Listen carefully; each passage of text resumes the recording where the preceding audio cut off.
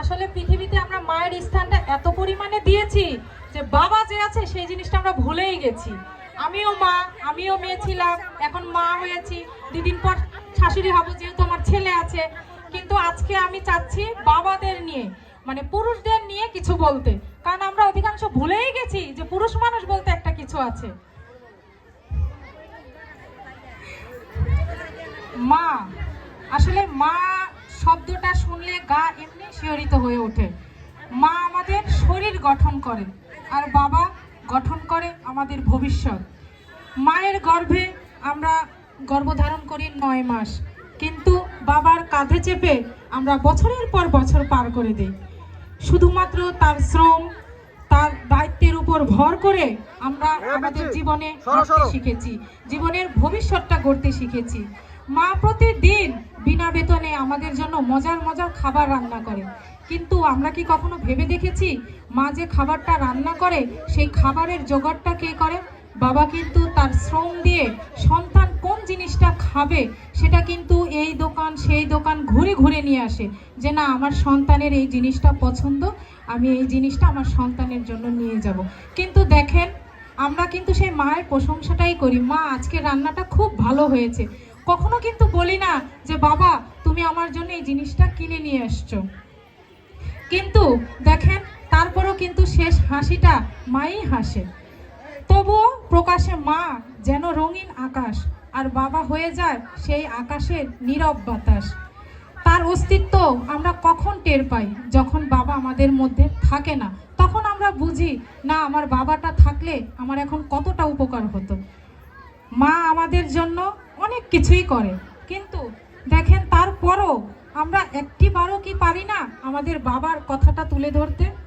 মায়ের ভালোবাসা আমাদের অনেক চোখে পড়ে, কিন্তু বাবার ভালোবাসাটা থাকে মাটির শিকড়ে, যেটা মাটির নিচেই রয়ে যায়। শিকড় না থাকলে কিন্তু গাছটা কখনোই বড় হবে না, সেই শিকড়টাকেই আমাদের পরিপূর্ণ করতে হবে। আমরা যখন একটা মেয়ে বা একটা ছেলে যখন দূরে থাকে বা মেয়ের জন্য বিয়ে হয়, তখন আমরা কি করি? ফোন করলে, বাবার ফোনে যদি ফোন করি, কি বলি? বাবা মাকে দাও। কখনো কি আমরা বলি বাবা তুমি কেমন আছো? দেখেন, আমাদের যখন খুব কষ্ট হয় তখন আমরা কি করি? মায়ের কাঁধে কাঁধ রেখে আমরা আমাদের মনের দুঃখটা শেয়ার করি। কিন্তু তখন আপনি যদি একটু বাবার দিকে তাকান, দেখবেন তার সেই চোখ দুটো অশ্রুতে ভিজে গেছে, কারণ সে তার কষ্টটা তখন প্রকাশ করতে পারে না। তখন তার কাছে মনে হয় এই পৃথিবীতে সব থেকেই দুঃখী মানুষ বোধহয় আমি, কারণ আমার সন্তান এখনো অনেক কষ্টে আছে।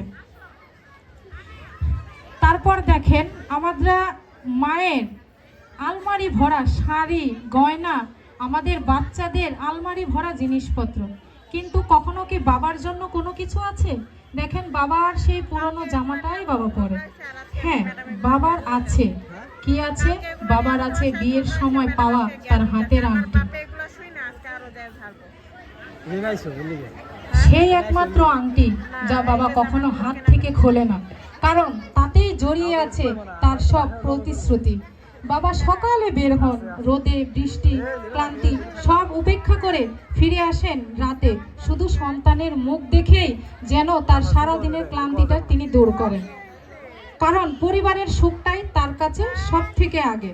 তাই কখনো তিনি কোনো স্বীকৃতি চান না, চোখে জল আসলে সেটা তিনি লুকিয়েই ফেলেন, কারণ তিনি জানেন বাবারা কখনো কাঁদে না, বাবারা ভেঙে পড়ে না, কারণ সংসারের ভিতটাই যদি ভেঙে পড়ে তখন সেই সংসার কিন্তু আর টিকবে না। দেখেন, যখন আমরা সন্তান, একটা মা বাবা, তারপর যখন সন্তানটা হয়, একটা সন্তানের কাছে, এটা তো গেল আমরা বাবা মা দুইটাকে কতটা পার্থক্য করে দেখি, একটা সন্তানের কাছে তার বাবা কেমন? মা তো বরাবরই সেরা থাকে, কিন্তু তার কাছে তার বাবাটা কেমন? বাচ্চার যখন 4 বছর বয়স, তখন সে সবার কাছ থেকেই ভাবে এই পৃথিবীতে আমার বাবাই আমার কাছে সেরা, এর থেকে ভালো মানুষ এই পৃথিবীতে আর হয় না। যখন একটা বাচ্চার 6 বছর বয়স, তখন সে ভাবে আমার বাবা সব কিছু চেনে, এই পৃথিবীর শ্রেষ্ঠ বাবা। যখন বাচ্চার 10 বছর বয়স, বাবা ভালো কিন্তু একটু কঠোর, সে একটু বেশি শাসন করে। যখন একটা সন্তানের বয়স 12 বছর, বাবা ছোটবেলায় অনেক ভালো ছিল, এখন কেন যেন একটু বকাবকিটা বেশি করে। যখন একটা বাচ্চার 14 বছর বয়স, বাবা কেমন জানি দিন দিন বদলে যাচ্ছে।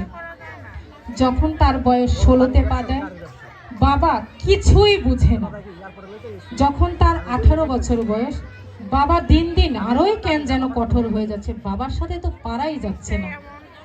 যখন বাচ্চার বয়স 20 বছর হয়, বাবার ব্যবহার সহ্য করাটাই কঠিন।